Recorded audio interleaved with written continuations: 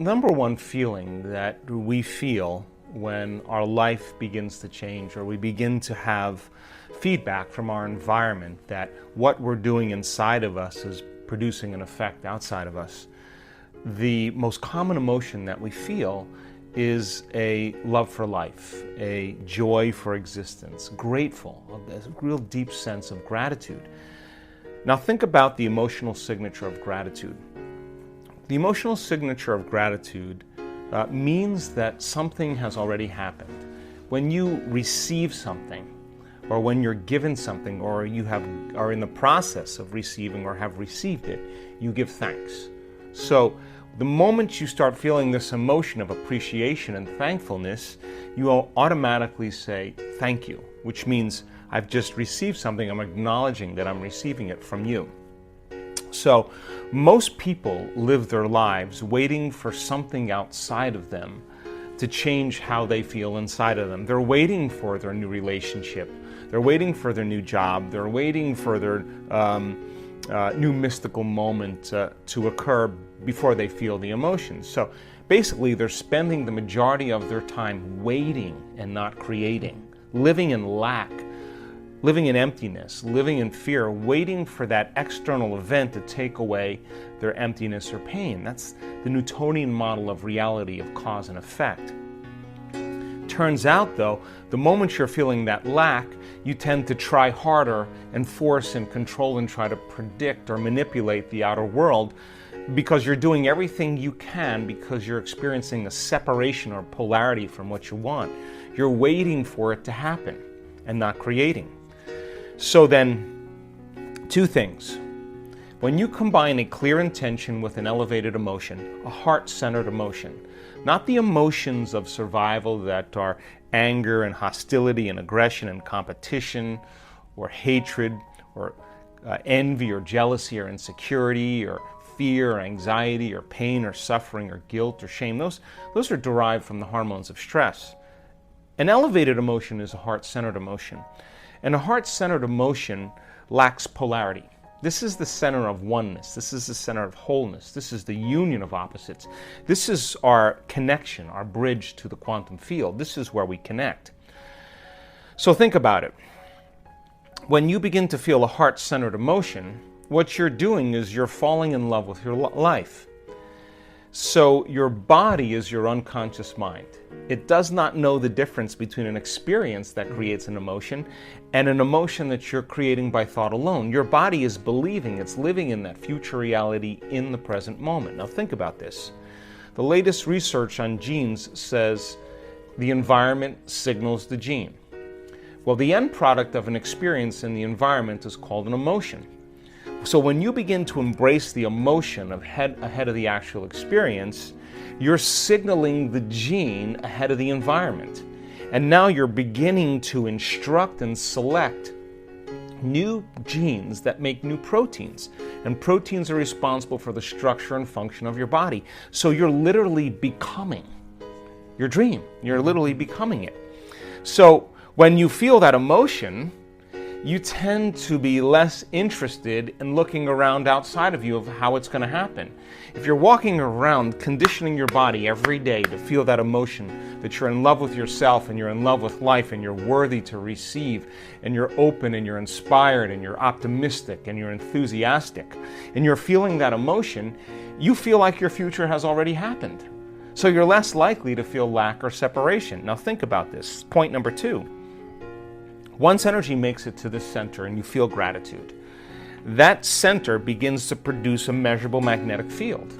That's a frequency, that's energy, and all frequency carries information.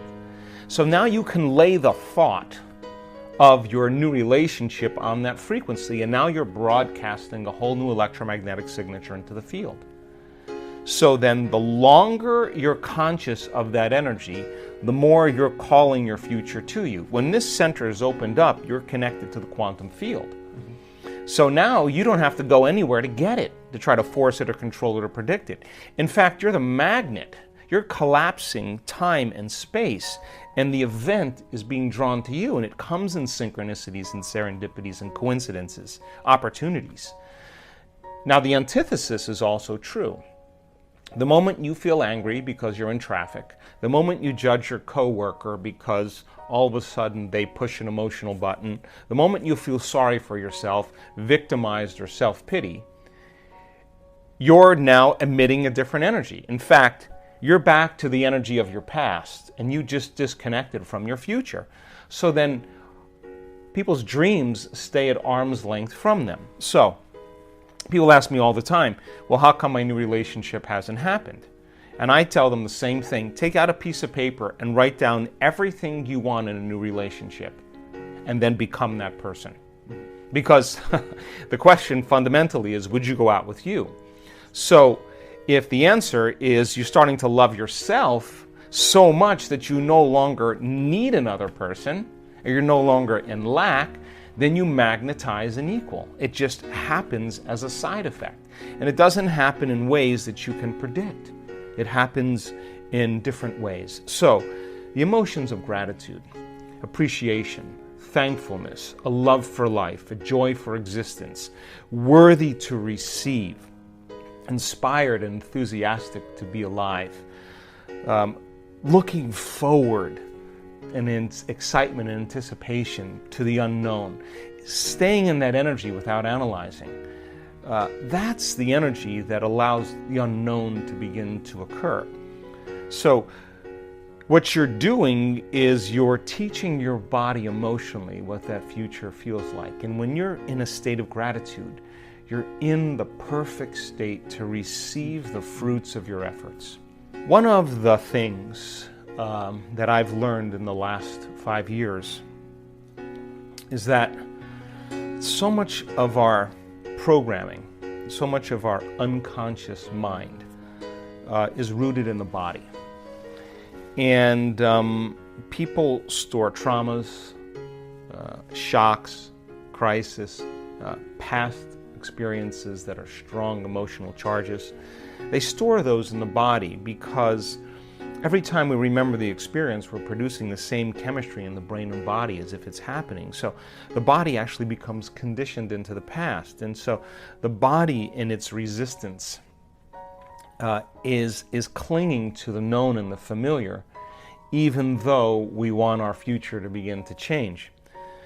So if you understand then that you can't think greater than how you feel when you're addicted to certain emotions, or when you've been thinking and feeling in the same cycles and feeling and thinking that you condition your body to become the mind of that emotion, then when feelings become the means of thinking, then for the most part people are thinking in the past. So the body is struggling because it's clinging to the known, because it doesn't trust the unknown. And so some people would rather hold on to their suffering or their pain than take a chance in possibility. There's nothing wrong with that. It's just becoming conscious of the process.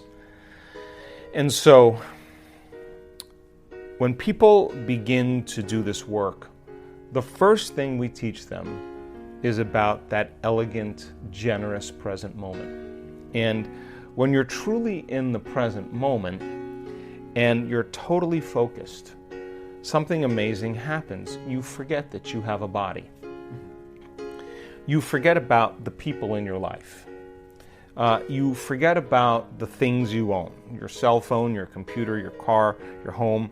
You forget about where you're sitting, where you need to be, what place you have to go to, and you forget about time in and of itself. You take your attention off of time. And in that moment, you become pure consciousness. Now that is the elegant, generous present moment. And when you are truly in the present moment, that intelligence that lives within you and all around you is always present. It's always paying attention. And that's the moment there's an alignment between the subjective consciousness that's free-willed and the objective consciousness of the quantum field. You're looking right in the mirror. So then, in order for us to heal our bodies, we have to get beyond our bodies. In order for us to change some aspect of our identity or personality, we have to literally forget about ourselves. In order for us to change some problem or condition in our life, we have to forget about our present life and forget about the predictable future or the familiar past. And so you can only talk around this concept.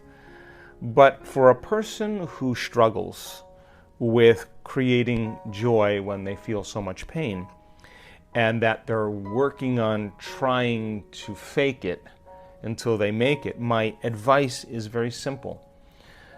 Work on getting beyond yourself. Now, there have been so many people in this work that have struggled and analyzed and tried to get beyond themselves and then tried to fake it and did all those things until they finally just followed the instructions and became nobody, no one, no thing, nowhere, and no time. Once you're that pure consciousness, the next question is, as consciousness, can you begin to put your attention on that field? Can you begin to pay attention to it? To begin to become aware of it, to become more aware of it, to experience it, to feel it, to stay connected to it moment after moment after moment. Now, just because you can't see something doesn't mean it doesn't exist. So as your consciousness begins to become aware of the consciousness of the quantum field, and you're experiencing less separation. Remember, separation is three-dimensional reality. My senses fool me into believing you're over there and I'm over here and there's time and space between us. Three-dimensional reality. But as you begin to become pure consciousness, you begin to experience less separation. As you begin to put your attention on that field and stay present with it, that infinite space, and tune into it, and begin to become more aware of greater degrees of oneness and wholeness. The signature of that unified field, that energy that is organizing everything material, is intelligent love. Wow, what a great video! I hope you enjoyed this amazing interview with Dr. Joe Dispenza. We are continuing with our daily practice of completing the inspiring quotes. You need to complete the quote with the words that are missing, and if you can do it first and give us the right answer, you're the daily winner. In the previous video we were looking for two words of Joe Dispenza's quote. The quote goes like this: nerve cells that fire together, and the correct answer is wire together. So, nerve cells that fire together, wire together. Congratulations to everyone with the correct answer. We only had few wrong answers. Since I know you love Joe Dispenza, today's quote is also from Joe Dispenza. We are looking for two words. So the quote goes like this: when you get uncomfortable in the place of the unknown, that's where the... Write your answers in the comments below the video and tell me if you love this video and our new way of ending the videos. If you like this video, give your thumbs up and share it with your friends. Help me make this video more popular by sharing it. Even if you're not sure what the correct answer is, try and guess. The first one with the correct answer is the winner. So don't forget to subscribe and hit that bell button and don't miss any of the new videos and new challenges. If you really like what we do here and want to support us, you can join our channel and our community for a symbolic fee and gain many other additional features.